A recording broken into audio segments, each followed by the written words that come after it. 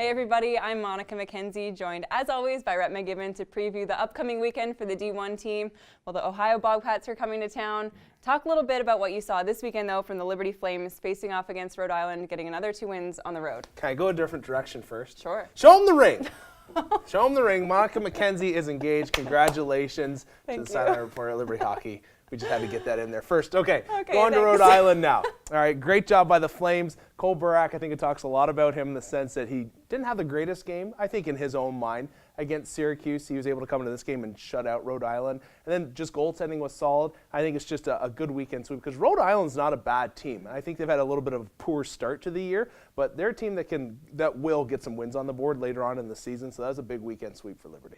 In the past few years, when the Bobcats come to town, they've had a bit of an edge, I think you could say. It's fair to say that. So do you think that's going to happen this season? Are we going to see that again this year? Hard to tell.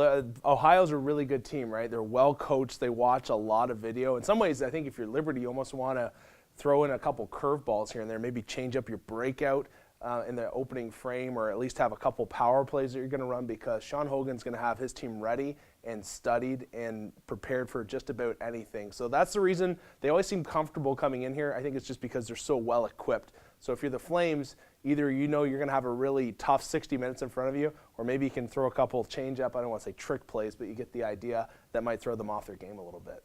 And Ohio's had a pretty tough start to the season. Their schedule has been really difficult. How's that going to benefit them this weekend? Well, they're just battle ready and battle tested. They come into Lynchburg, and they know what it's like. They've been here long enough, and yeah, they've graduated, some veterans that have moved on, but they still have a core group of guys that know what it takes to win, and they've played in some big games. So they're, like I said, they've had a tough schedule, right? So they're just going to know what it's going to take to win 2 games this weekend, and that's really what it comes down to. And Liberty's had, they've played some tough games as well. I might give the edge in strength of schedule to Ohio just a little bit, but both teams know coming in here, you've got a top matchup. You've got Liberty at 15, Ohio at 8, and it's just going to be 2 really good games of hockey.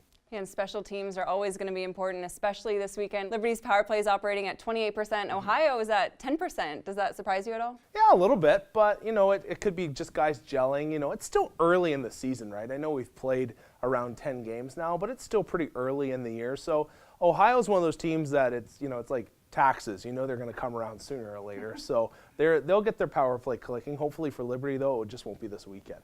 Yeah, and this weekend can kind of be a bit of a measuring stick for the Flames possibly as they look ahead to the weekend following when Stony Brook comes to town. So how do you think they're preparing for this? Yeah, it's just, these next 4 games for you really kind of, I don't know if they dictate, but they give you a good idea of where you're at in the league right now. And you want to come out and you want to show well. And I think for the guys, not to get in their heads like, hey, we need to blow out some of these top teams. No, you don't need to do that. You just need to be competitive and play your game, because you're not going to blow out teams on your way to winning a national championship. You're going to have to be competitive.